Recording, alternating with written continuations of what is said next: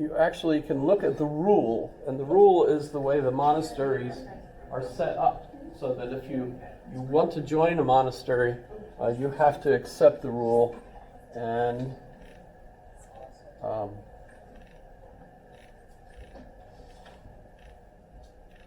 we actually have the rule. No, I don't see it. But the rule has maybe 20 or 30 different rules that you have to follow. Silence except while in prayer, all kinds of things.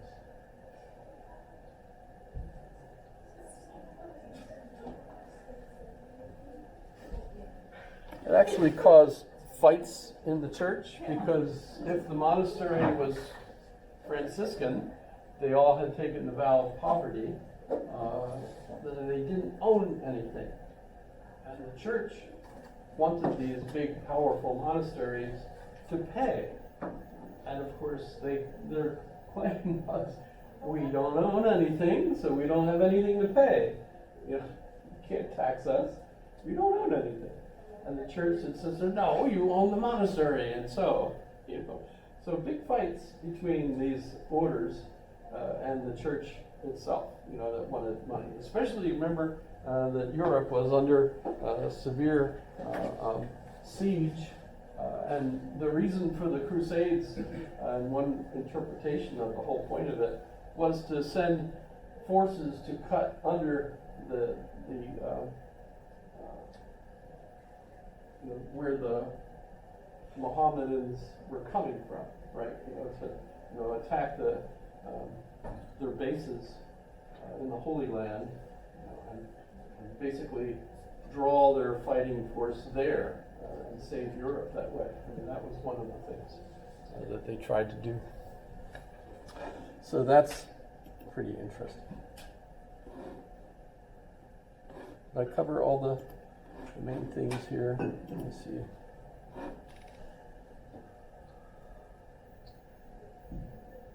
St. Augustine.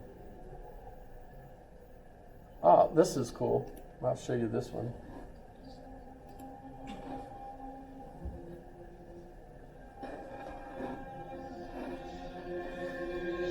If you've ever visited one of these cathedrals, Gothic cathedrals, well, she'll explain. There's nothing as lovely as the sight of a Gothic cathedral facade. So we go, oh, that's nice. And then we wander into the cathedral. But are we missing something? The Gothic facade had a set of very specific meanings to the medieval viewer, particularly if you were an educated man. Women tended not to be educated, particularly not in theology, which you'd have to understand to make sense of some of the imagery here. So what I'm going to do quickly here is to give you a whirlwind tour of the Gothic facade, explaining some of those meanings. And I'm going to focus on the French Gothic. The same rules are true for Gothic styles in other countries, but there are local differences. For instance, in England, the facades are longer, wider, flatter, and were completely covered with sculpture, like this one at Salisbury, while in France, the sculpture was usually restricted just to the porches. Well, first of all, let's look at the architectural structure, because that has some meaning in itself. Here's Notre Dame de Paris, the quintessential Gothic facade, twin towers and a rose window. If you look at Amiens, Laon, Reims, you'll get an impression that the French cathedral doesn't change much. Fast forward to the Renaissance, and Orléans has two little wedding cake spirelets, but otherwise it's still recognisably the Gothic west front. Then, if we look at Amiens from the side, we can see these huge porches. They're another standard feature of the French Gothic. There are 3 doors, going into the nave in the centre and the aisles at each side. Okay, at Bourges there are 5 doors because the cathedral's got 5 aisles, but that's an exception. And each door has a huge gable on top of it. And again, if you look at other cathedrals, Paris, Reims, Laon, you'll see a similar layout. And the doors are where the sculpture really goes to town. This is where the theology comes in. Now, the Gothic cathedral is a work of art that's really trying to be an encyclopedia. It's trying to include everything inside it. And Gothic art loves lists. So we get complete sets, like trading cards, top trumps. We get the virtues and vices, showing you how to behave properly. We get the labours of the months, showing the seasons of the agricultural year. We get sets of the 12 apostles and the Old Testament prophets. And so it goes. Now, usually, each doorway shows us a different view of the universe. For instance, the north door is where we usually see the local saint, and the labours of the months come in here. This is the door that relates to our everyday world, the world we actually live in, day to day. And then over the middle door, we'll probably see the Last Judgment, with Jesus at the top, and corpses rising out of the tombs at the bottom, ready to be judged. We can see St. Michael weighing souls in balance, and we can see the blessed souls in the bosom of Abraham, and the damned souls consigned to the mouth of hell or boiling in cauldrons. And if you look up into the arch above the door, you can see the orders of angels, saints, and sometimes you can see the elders of the apocalypse, 24 men, usually old men, usually bearded, and always playing musical instruments. They're part of the apocalypse, the story of the last days, and for some reason they're always shown here, while we hardly ever see the riders of the apocalypse on their 4 horses. Then the south door will often be dedicated to the Virgin Mary, so here we'll see stories of her life, or perhaps episodes from Jesus' childhood, like the visit of the 3 kings, or the flight to Egypt. Sometimes the pattern varies. For instance, where the cathedral's dedicated to the Virgin, sometimes she gets the middle door instead. And then running across the whole facade, we might see column figures like these at Chartres, probably the earliest set. And at Amiens, the whole story of the Bible is splayed across the front. There are the prophets, there are the apostles, and even Solomon and the Queen of Sheba. Now we've been looking at ground level for a while, but look up and there's a rose window.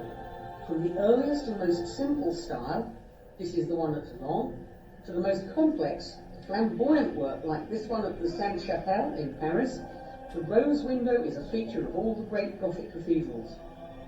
To the Middle Ages, the circle represented a perfect form. It was a symbol of eternity.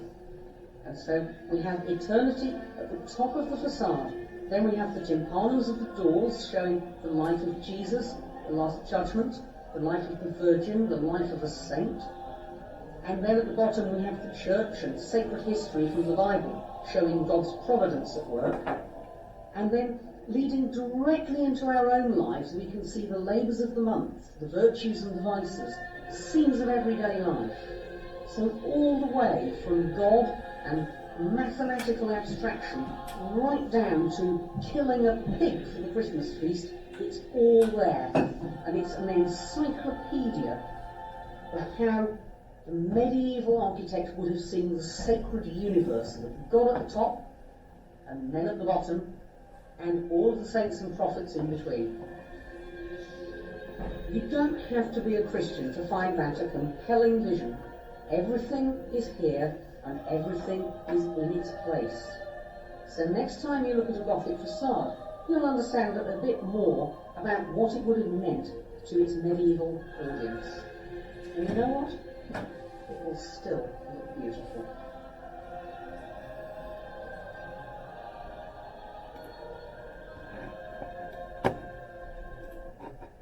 Actually, you could think of them as looking kind of junky. But my favorite, by the way, is this one, which is still under construction, and it's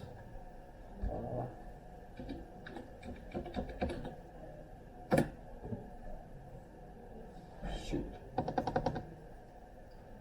Is it the one in Spain? Yeah, Sagrada. Yeah. Did I spell it right? No.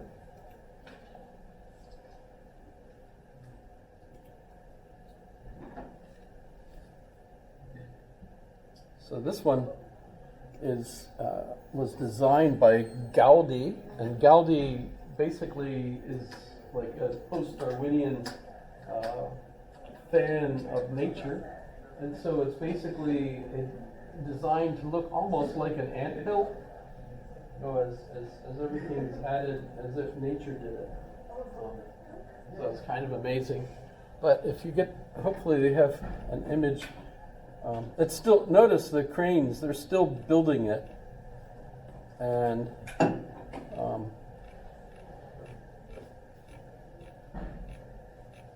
come on, give me something inside, you guys. So this, looking up inside.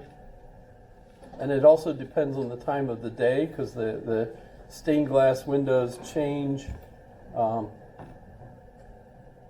Not doing a very good job here to show you what it looks like, but that's just absolutely amazing. I put my goggles on and I go in, and then you can just look around, and it's just absolutely amazing. Very cool. Okay. So for next class, looking forward to what we should be doing next time. The main event will be Thomas Aquinas, and this is today Aquinas, or Thomism. Thomas is theology is referred to as Thomism. Is the still official dogma of the Roman Catholic Church, still today. So that's kind of amazing. But it works, and I'll explain why next class. But it was also the reason for the breakup. I think one of the main reasons that the Protestant Protestant Reformation took place was because the church moving towards Aristotle essentially is going to find a lot of people that still prefer the Platonist point of view, much the preferred view, and as a result, as the Catholic Church moves towards an acceptance of Aristotle's science, and think about it, if your soul is viewed as Plato did, the soul is separate from the body. So when the body dies, the soul is released and you can go to heaven. With Aristotle, the soul is the activity of the body. Well, when the body dies, that activity level decreases quite a lot, right? And if you think of it, that means your soul is no longer active. So Aquinas will argue that that's the significance of the resurrection, that you're not going to be back until the resurrection, because you need your body in order to have your soul active again. Well, that's, not happened for quite some time. There's been some interesting predictions about it. I think the most famous are the Millerites, William Miller.